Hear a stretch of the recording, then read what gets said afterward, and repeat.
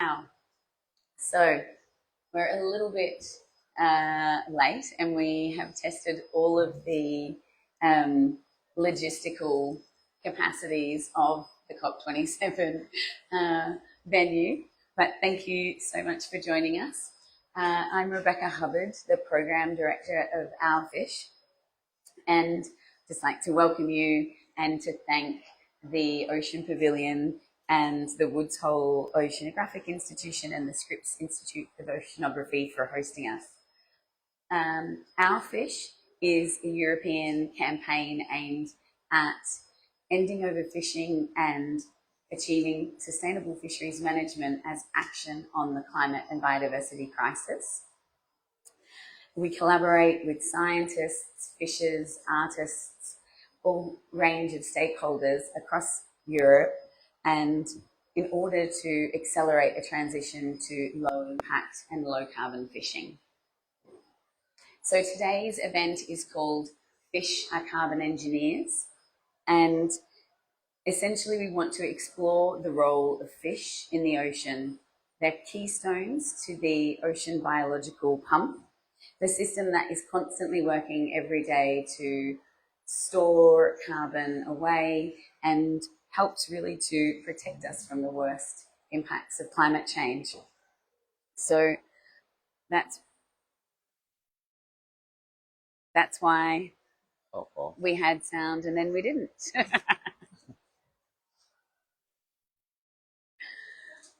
Well, oh, it's back. So this is going to be the most fascinating event. So essentially, because of the key role of fish in the ocean biological pump and because of the importance of that to climate regulation, we believe that protecting fish and their habitats should be mainstreamed within the UNFCCC and UN processes. But what we're going to hear today is from two expert scientists about exactly that system, about fish, the role of the ocean biological pump, and its importance to climate mitigation and adaptation. So I'd like to first of all, I'll just ask a couple of questions to the panellists and then we can open for questions. And I'd like to welcome our esteemed panellists. Thank you so much for getting up very early and trekking out here or online in the UK. We have Professor Hans-Otto Poertner, co-chair of the IPCC Working Group 2 and head of Integrated Ecophysiology at the Alfred Wegener Institute.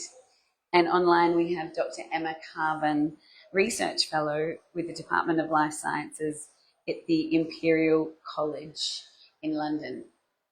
Thank you so much for joining us. So, Professor Poertner, we'll start with you. You have, as one of the lead authors of the IPCC Special Report on Ocean and the Cryosphere, really have the big picture. So can you give us, tell us how the ocean is critical to climate mitigation and adaptation and how fish fit into that picture? I think my... No, that's not working. Okay. Thanks a lot for having me for this informal conversation early in the morning. Yeah, and thanks a lot for this question. I think it's an important question to ask because there are several lines of motivation that would lead us to ask for stopping overfishing and helping to rebuild the natural fish stocks. And I think during the last years, attention has been focusing more and more what natural ecosystems in general can do with respect to climate mitigation. And there are some illusionary lines of thought in the room in terms of, oh, they're going to help us, not only to help us, but they're going to fix the problem for us. And that's certainly an overestimation. And I would always advise to put this issue into a broader context, and fish are certainly a component in this. And also what we have learned during recent years is that the animal biomass and animal stocks in the ocean have a role to play. And they are part of this mechanism. Traditionally, biogeochemists would have focused more on the phytoplankton and the CO2 capture, and then kind of in their thinking stopped with the feeding of the zooplankton on the phytoplankton. And now we see that fish, through their digestive mechanisms and the formation of digestive products, would also enhance kind of the export of carbon into the deep ocean. So that's part of the natural pathway. It's important, and it's not to be neglected, but it's also not to be overestimated. And let me start with one precautionary remark on this. In our special report on the ocean and biosphere under climate change, we've made very clear that the rate of carbon storage in relation to the human emissions is by far not large enough over time to really provide a quick fix to the problem. And that is what policymakers are looking for, and that is what they have misunderstood. So they have, in some instances, when they were talking about, okay, we need to fix emissions by such and such, and they weren't quite getting there with the technological and the other means, they were saying, oh, let's put the rest into the ecosystems. But this is not something that is like, happening from one day to the other or over a short period of time. But we should not ignore the importance of these systems either over longer periods. So once we really get emissions down, then over longer periods, these natural pathways will help us to stabilize the climate, and maybe over long periods of centuries almost, they may help us then to move into a phase where we start reducing atmospheric CO2 levels. And as an export mechanism, fish are part of that. Whales are part of that. And the refertilization of the ocean by the whales is an important part of kind of making the pump work more efficiently. And that in that strengthening the natural pathways of carbon transport should be very important. We should also not forget about the role of the benthos, because some recent studies have indicated that the largest carbon stores in the ocean are actually in the sediments and in the benthos, and that has not been part of the traditional picture of how the biogeochemistry has addressed the issue. So I think there's more to learn about these components of carbon storage in the ocean, and also about blue carbon. But in terms of advertising it to policymakers as something that makes a strong contribution, needs to come with the words of precaution. It will only work over long time periods. And another point is, and that, okay, therefore fish may not be such a challenge because they are migrating and changing position in the ocean in terms of their biogeography, that these systems are vulnerable to global warming, which is another argument actually to say, first of all, emissions need to come down, and then in parallel, we need to strengthen ecosystems in terms of their capacity with a focus on carbon-rich ecosystems, but we need to do this with a view on their long-term role rather than. Has really come up here at the COP. I've noticed this year already that there is this conversation around carbon capture storage or carbon removal, and absolutely we are not suggesting that protecting fisheries or even the benthos itself on its own, the seabed on its own is enough. Absolutely, we need to do everything we can to decarbonize and minimize our emissions, and it's really great that you specifically pointed that out. Thank you. So Dr. Cavan, maybe as a follow-up, you could explain for people really the fish carbon picture in a bit more detail. So put a little bit more meat on the bones of how do fish work in that biological pump, and including on the seabed, because I know that a lot of your work has actually also focused on the impact of fisheries and fishing on both the fish but also the seabed and its capacity to store carbon. Sure, of course. How's my volume? Is it really loud? Is it okay? It's okay. We're okay? Okay, good. I don't want to shout too much. Good morning. Really happy to be here, and thanks so much for having me remotely. So I'm going to chat just now. I'm going to chat a bit about that, about how fish are involved in sinking carbon. And there are a few different mechanisms that actually can be quite hard to constrain which one is the most important and how that translates actually to fisheries management for blue carbon or carbon storage purposes. So one of the main ways is their biomass existing in the oceans is the fact that they are a bulk biomass which is mostly carbon, and that is a huge, huge amount, a huge stock of carbon if you like. But for that carbon or any carbon to be sequestered, whether it's through fish or plankton or salt marshes or seagrass, it has to be stored for a useful time frame on climate relevant scales. And commonly we think about that as being at least 100 years, although still that's fairly short-sighted, but we've got to start somewhere. And so for carbon, especially in the open ocean, to be stored for that long, then it has to kind of sink to a certain depth and reach this kind of a water mass basically where it won't be ventilated and won't come back to the surface for at least 100 years, or, as we've heard, be buried in sediment. That's also a really key way. And so the dead bodies of fish can do this, but they have kind of points in their fish's life cycle, and it's a super fish. But also the fecal pellets are really important because the amount that fish ingests and then egests and releases of fecal pellets, the mass, the weight of fecal material in the lifespan of a fish or any organism is greater than its weight as a living biomass. And these fecal pellets sink to the deep ocean and get locked in these water masses and in those sediments. So that's one really key area of management, is to try and protect that living biomass, protect that stock, and protect those that are having these high fecal carbon fluxes. But the other side of that is also to look at what the impact of that fishery is on the ecosystem. So it could be that a particular fishery actually isn't really fishing out fish that are particularly important in terms of biological carbon and sinking carbon, but actually they are kind of disrupting the whole ecosystem, causing trophic cascades.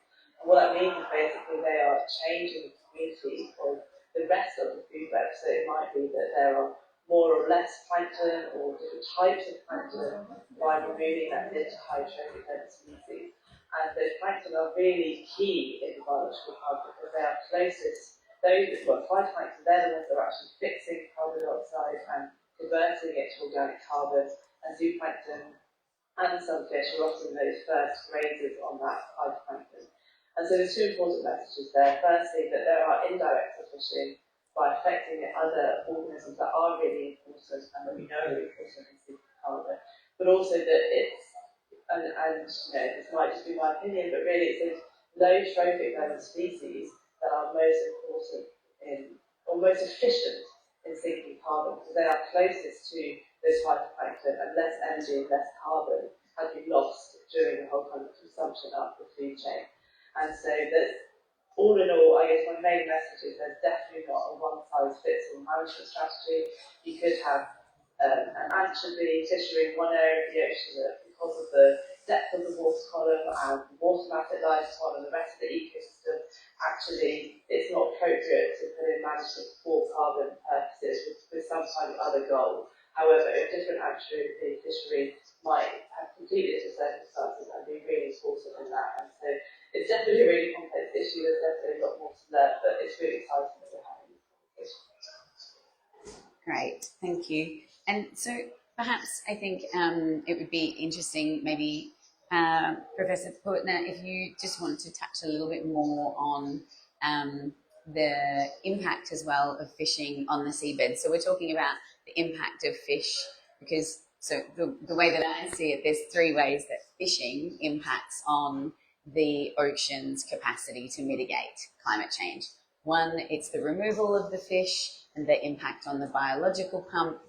Two, it's the impact on the seabed potentially with damaging bottom trawling, which obviously has other ecological impacts as well. And then the third is the direct emissions from the fishing vessels themselves. But maybe you just want to say a couple of words about what we know about the impact of bottom trawling on the seabed and what we need to know, or what we're still looking for in terms of accounting for that in terms of its impact on carbon as well. Yeah, thanks a lot. I'm not aware of any quantitative numbers. There are sort of preliminary estimates in the literature that I don't have available at the moment, but certainly benthic trawling is a major issue in mobilizing the carbon stored in the sediments and in the benthos, and that's kind of casting new light on these activities. Also, we know that depending on the depth, certainly that the recovery times for these ecosystems is relatively long. So the challenge is to find the right approach here to control this activity more widely. And I think in terms of and fully agreeing with Emma that we need to look at things in much more detail and to understand how the individual systems work. We need some overarching approaches because time's running out with respect in this case it's with respect to the impact of climate change on biodiversity. How do we strengthen the resilience of biodiversity under climate change, and at the same time bring out the message very clearly that we need ecosystems and their carbon storage capacity, but we need to be patient with them. And we have in the first ever collaborative effort of IPCC and IPBES last year in the workshop report developed a concept which we call the mosaic approach on how used spaces and protected spaces and also heavily used spaces can be neighbored and respecting the right of nature to do its thing and provide its ecosystem services, but it also providing the space for that. And I think that also applies for the ocean in terms of how it's being used. So having a neighboring of protected areas and sustainably used areas where the productivity in the protected areas can actually spill over into the used areas and support fisheries in those places. So I think that is kind of a backbone could be a backbone of a conservation approach, which also helps the management of ecosystems for carbon. But the management of ecosystems for carbon, to my impression is, it can only be one of the lines of thoughts in the argument, and we need to prevent the building up of another silo in terms of bureaucratic approaches how to manage the ocean and its resources, and biodiversity conservation and setting up spatial planning in a way that is being done with a focus on carbon-rich ecosystems would be a lead principle, and then understanding more in detail how the individual system works could avoid maladaptation approaches if there are any in the respective places. Mm-hmm. So we need to move into action, right? We cannot say, oh, we need to do more research and wait for the research results. We need to move into action, and biodiversity conservation is a very important task and will increase the pressure on policymakers to do something for climate change by emissions reduction. So it's in a way a matter of priorities, mm-hmm. and bringing the different conservation approaches together. I mean, there are more complexities to be considered than because in a way, with climate change, we don't really have an understanding yet how future ecosystems will look like. Mm. We see biogeographical shifts of species, and virtually all phylogenetic groups are being affected by the warming trend. we see a mixing of species. The food chain is changing. The interaction of species is changing. Their competitiveness is changing. Some species are losing their spawning sites because they get too hot.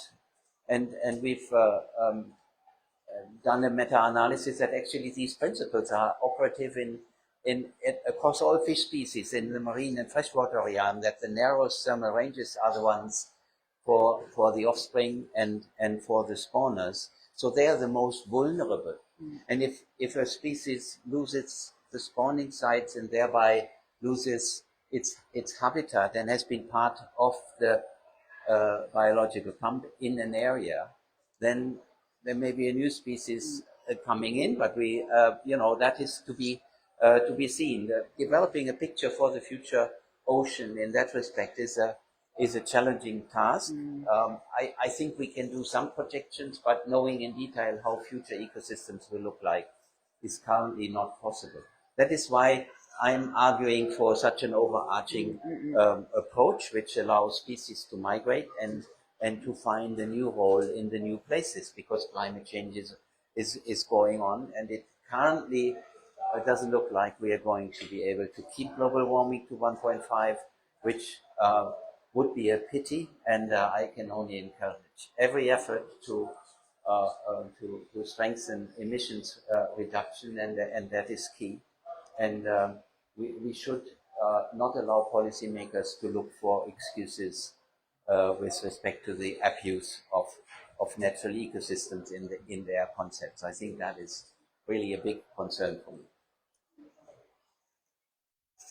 Thank you. I couldn't agree more, and I think not achieving warming of 1.5 degrees as a pity is the biggest understatement I've ever heard. But yeah, absolutely. I think two things that I was just thinking that really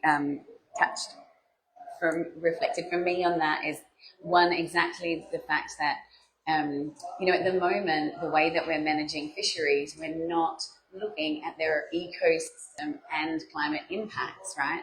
So exactly, we don't want to create another silo. We need a holistic view of that, and we consequently need to understand what is the impact that they're having on these different elements, and therefore how can we minimize that impact as much as possible, right? So I think there's a number, we're in COP, we're talking about, countries have made commitments to their nationally determined contributions, their NDCs, which is essentially their climate action plan.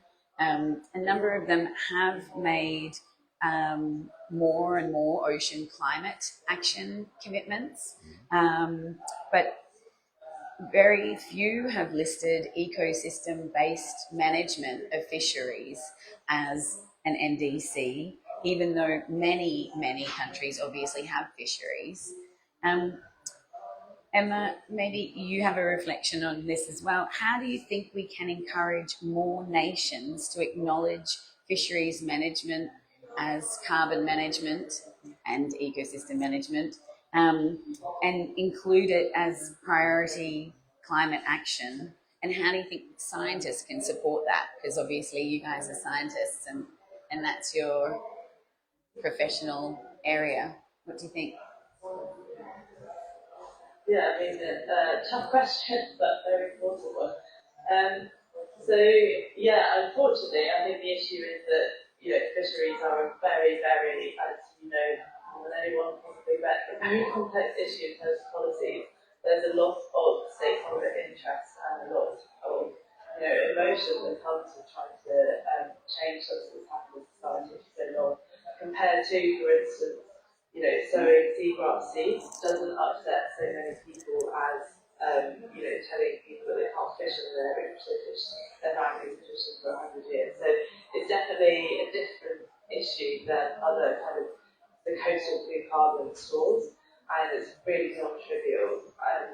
And unfortunately, I think the science is just not there yet, really. But the way to do it, I imagine, is is we just go fishery by fishery, and we kind of focus research on, taking what do we know as scientists as like potentially the fish that are being fished that are the most important in terms of carbon sinking. So those might be things like anchovy or sardines, and then kind of do loads of research into how we might manage those fisheries better to help preserve carbon and the ecosystems in that more holistic approach.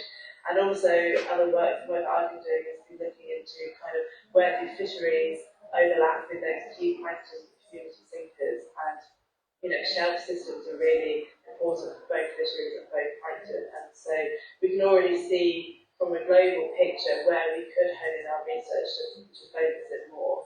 But I do think that we're not there yet, and that's why they're not in the NDCs. Hans, do you want to?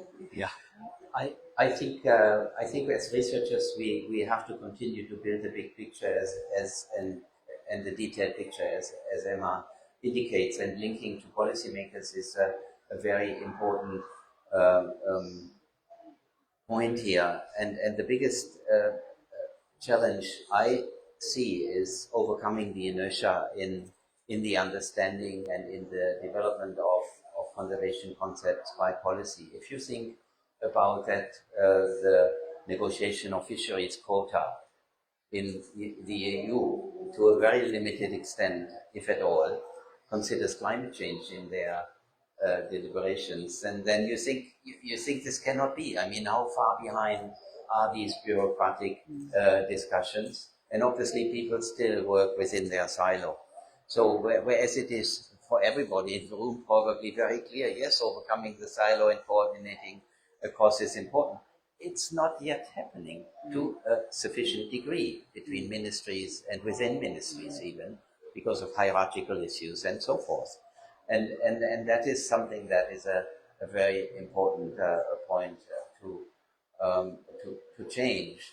And yes, and we need as scientists, while we are focused certainly on our projects, and you start with a relatively narrow perspective there as well. We, from the very beginning, need to be trained to develop this broader view and putting our own results into the bigger picture. So we are ready if advice is being asked for, we are ready to give good advice and not mislead policymakers and correct any wrong, any perceptions that may be misleading. So that is, I think, a very important approach, and I'm very happy to see that the picture is becoming more complete for the ocean. I mean, I've been kind of living through the different phases where it was fashionable to just focus on the carbon and so forth. Now we look at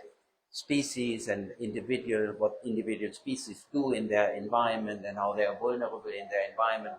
And we have we see that the really higher marine life, the animals and also the macroorganisms, have an important part to play in the biogeochemical cycle. So the picture there is getting more complete, which is satisfying to see as a first step, but at the same time knowing that these macroorganisms are the ones that are the most vulnerable to climate change among all other life on the planet, that is also concerning. And I don't want to be mistaken when I say it's a pity if we go beyond 1.5. I mean, it's a very casual way of formulating this. I'm very well aware that this will lead to losses and damages that are almost unbearable, and that is not acceptable from an ethical point of view. So the call goes to policymakers to really tighten their ambition and make a strong move and mobilize society and mobilize governments across the world to really take action in that direction. Thank you. I think that was an excellent closing statement, Hans. Unfortunately, because we started a little bit late and there's another event coming, we do need to wrap up. But I did just have really one last question. We really discussed a lot the links between climate and biodiversity, the ecosystem, and the whole, and of course the challenges in terms of policy and action in that respect. But how do you believe that better fisheries management can be also acknowledged in the UN Convention on Biological Diversity process? Because in that process, a little bit as with the UNFCCC, fish are kind of not really considered like entirely. You know, we talk about marine life, about biodiversity, but you know, the big impact of fishing on fish and that ecosystem, it's not as central. And I just wondered whether or not you think that how fisheries management could be acknowledged through that process as well, and also link with the UN climate process as well. I don't know if you had any thoughts on that. That's a challenging question. I think it's not so. I think we have really laid out the framework in our discussion, how that could be approached in terms of connecting the challenges that are there. And there's one clear statement that needs to be made. I mean, fixing climate and fixing biodiversity are not separate issues. They are closely intertwined, and they can only be solved together. That is a very important. The spatial approach in terms of the mosaic approach for setting protected areas, considering that at least 30 to 50% of the ocean need to be protected for maintaining the natural stock size and also for supporting sustainable uses in other areas. I think that is part of it. Yeah, and then if you scale it down then to smaller ecosystem scale, I mean, one overarching principle there must be that we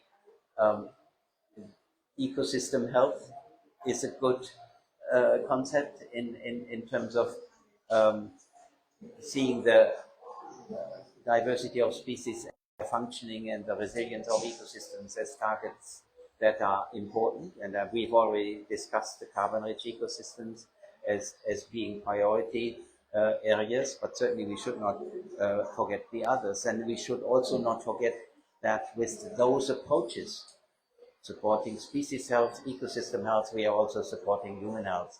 And that is the concept of planetary health that comes to mind, where all of this comes again into a big picture where we move towards a sustainable future, where we strengthen the positive interactions between all the living systems on the planet, rather than the ones that are currently pushing us out of balance. Yeah. Thank you. I don't know, Emma, if you had any closing comments before we close the session. Yeah, sure. But this is just after. Sorry, can you just repeat that? Actually. Oh, I mean, essentially, no, that's okay. We're going to close, and I guess if you have any closing comments on really, you know, the role of fisheries management processes and how we can ensure that it really advances and that we get action as well, right? Because that's the key here. Yeah, sure.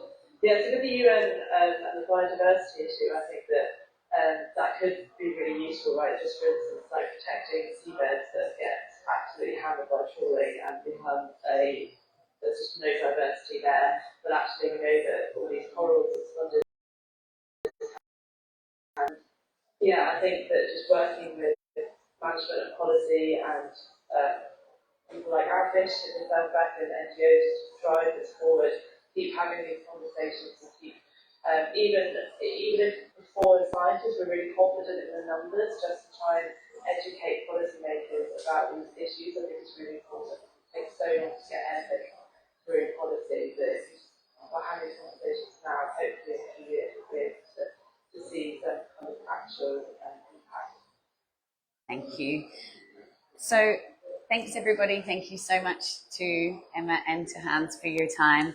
I think that the key message is that we definitely need more research and funding to ensure that we can get that greater understanding of how fisheries management really, how much it really contributes to carbon management and climate mitigation, but also that